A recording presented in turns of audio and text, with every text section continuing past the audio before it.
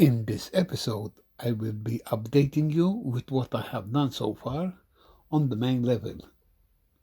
Stick around.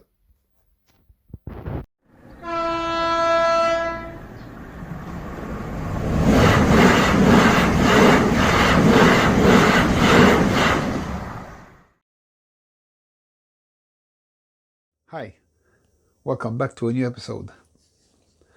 I almost completed the track on the main level.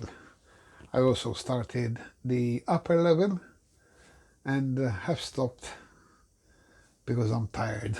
I want to have some fun. I've done nothing but work these past weeks and months, and hardly ever driven the trains because it was either you play with the trains or you work. Can't have both, risking of damaging them. So let me show you what I did. If you remember, the helixes met at the top and they were joined together. I have now split them up, and as you can see, there are 4 tracks there, 2 going one way and 2 going the other, and 2 of them come out here on this side and they reach the main level, and the other 2 go to the other side. Obviously they do the same thing, they come out here and they reach the main level. And this way, because there are 2 separate tracks all over the layout, there is an in and an out both for the east and the west helix. Traffic never meets here until they cross one of these or one of these. This here will be the station. This is the main line for the station. A freight train might just pass right through here. Obviously it won't stop, but I have plans for more track on. I'm going to have 2 platforms, one on each side of the main track, and there's going to be a track on each side of both platforms, so they're going to be 4 tracks here. The DMUs, I've got 2 of those, they will stop on the inner lane. They'll be going from this station. I'm planning on making another station somewhere either in the village or in the heart of the village, or in an industrial area to take workers, like, from one place to the other. Anyway, I may also plan, you see all the space here, all here and all here. I don't want to fill it up with track. I saw what I'm after. I want to make a lot of scenery, and not too many trains running at the same time. I mean, I might have 2 on this lane. I might have another 2 up there, and that's it. I mean, they will change. They will alternate, obviously, through the fiddle yard down under, down there. But there won't be more than 4, sometimes 3 running at the same time, because it will be overcrowded. I've seen videos of people running 5, 6, 7 trains, or if there are 4 lanes, there are 4 trains passing at the same time. I think it's a bit too much, personally. But anyway, to each his own. But I would like to put another point here and branch out and have like a storage yard or fuel depot, most probably a fuel depot, because most of 99% of my locomotives are all diesel, so except for that one there. Hang on a minute. There. That reminds me of my dad. It was his, and recently I bought those for it. That is the only steam engine that you'll see. I might have 2 because I have another one like it. I bought it for parts, but I managed to fix it. So, but anyway, back to this. So maybe a fuel depot here or all the way around here. I'm not sure. Somewhere here. I want to fill this up with a yard of some sort. It will be, for starters, it will be all manual controlled. But eventually I will put some automation in this fuel depot / yard, whatever it's going to be. At the moment, speaking of automation, at the moment there is nothing automated up here. I have not done that yet, but it's all wired for current sensors and block detection. So every piece of track has a dropper, and I believe here, yeah, hang on, let me zoom in. They're insulated joiners. I even insulate the common. I don't care, I like to do that, and it works fine for me. I've always thought, and I've also started something new I've never done before, because this surface, hang on, I'm trying to focus. This surface here, particularly this one, opens. So now I'm going to have to cut the track here. I still have to solder this. You just realize I didn't solder these. I hate cutting the track, because you make one mistake, you're stuck with it. Or you have to remove it all again and start from scratch, and it's no fun, especially after you've done it. It's quite a task, you know. Anyway, that's done there. I have here as well. I need to cut, because this is the lift-up bridge. Hang on, let me focus. This is the lift-up part. There will be another 2 tracks here passing up here. This isn't fastened yet, but that will be another lift-up bridge on a lift-up bridge, dual level, and it will go around there to meet that lot up there. I'm sure you guys have seen this before. If you follow my posts and you follow my blog, you would have seen this. So other than that yard / fuel depot, I don't think I will be adding anything else, at least for the time being. This is what I have on my mind. I would like to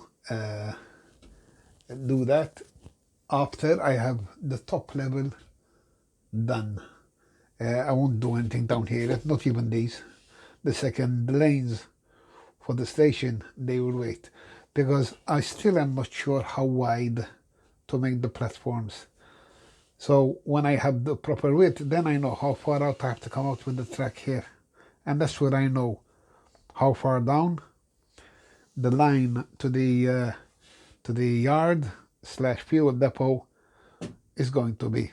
So this is all depending on when I decide how wide the platforms will be. They have to be wide enough to house a footbridge, a footpath, overhead path, I don't know what you call it, over and down to the other side. So, and I don't want it to block the passage. You know, I want it to be, I wanted the platform to be wider, so people could walk around the staircase and go to the other side behind the footpath. Anyway, like I said, that's something in the future. This also opens here. Okay, that also is full of joints, and it's a nightmare. When I had to do them, I was terrified. Anyway, let me tell you what I have planned up here. So, over there are, hang on, focus, there's a point there, and there is an empty, unconnected end of a double slip. And that's going to be 2 lanes there as well, dual lane, and it's going to go around there, all the way around, over the bridge, and meet that. But like I did on this side, I have 2 sidings here. There, I have 2 points there, 2 points there. I would like to do the same, but shorter this time. Much shorter, even shorter than the station itself. I want to do it on a straight here, So I will remove this bit of wood here, which is one piece. Remove it, bring it down here, and put all the points on, the point motors, do the wiring, and then put it up there, all done, ready. And I don't have to worry about it. I just leave the droppers to connect to the current sensors and what have you, and the point motors. And that will be it. This hill here, this incline, is mirrored on the other side as well, down there, and they both meet here. Let me show it to you like this. There's a double slip there. I could have done with a single slip there, but I had four double slips, and I made use of them. And if I sold them, I wouldn't have gotten the right price for them, so I used them. I disabled this part. Let me show you with my finger. So since the traffic on this is always this way, and the traffic here is always that way, this from there to here, it will work only in this direction. From here, you go straight or up. But you cannot go from here to here. Hang on, no, you cannot, no, because you cannot reverse here because you are going against the direction. So this will be in here, straight through, here up, and straight through here, no other direction. And the same here. There is an unfinished bit of track here. I have to cut this obviously, and I had already started it but made some changes, put some cork there, and there is a track down here. Hang on a minute, I have to move it out of the way. Where is it? Yeah, there it is, under there. And that's the incline on the other side. So that track there will come across here and meet up over here. Obviously, another two joints, one there and one there. Well, I'm restricted with space here, and I have to do what I have to do. I'm making the best of what I have, and I'm not complaining. These are beautiful wagons, but they're hopeless on the track. I mean, Dapple never got it right. I've done everything to them. These three particular wagons keep derailing. After I managed to get them to run up and down the helix, I just discovered today that they hate double slips. They hate crossovers. They're hopeless. In fact, I bought a back-to-back tool for the wheels. I've adjusted them. I did find some discrepancies. I adjusted them, but still, they just don't like it. And I suspect strongly it's all about the way the bogie is mounted to the chassis. Anyway, this is not about these wagons today. This is about the layout. But I have been running quite a few trains manually. Everything is done manually, like I said before.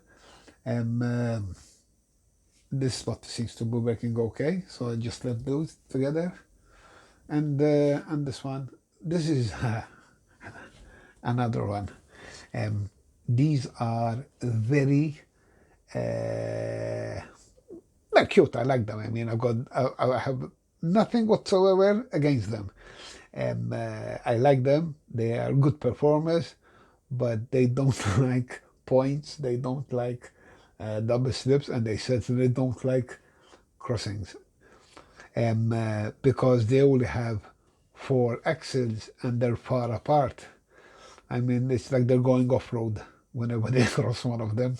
So I'm using these and that lot there, because if this lot goes through without any problem, the others, well, it's a piece of cake for them.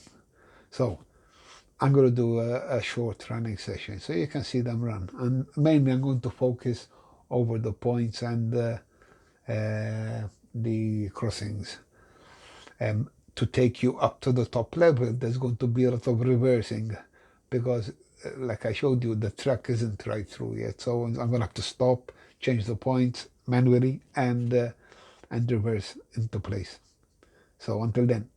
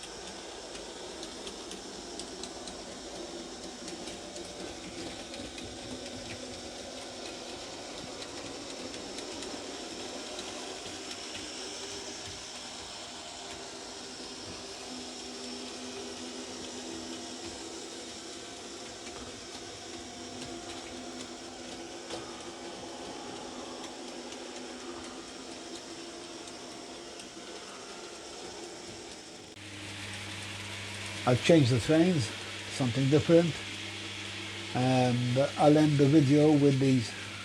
I'll let them go around a few times for you guys to see them.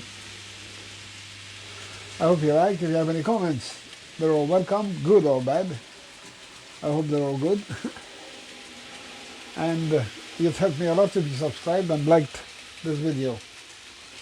Thanks very much for watching, if you're still there.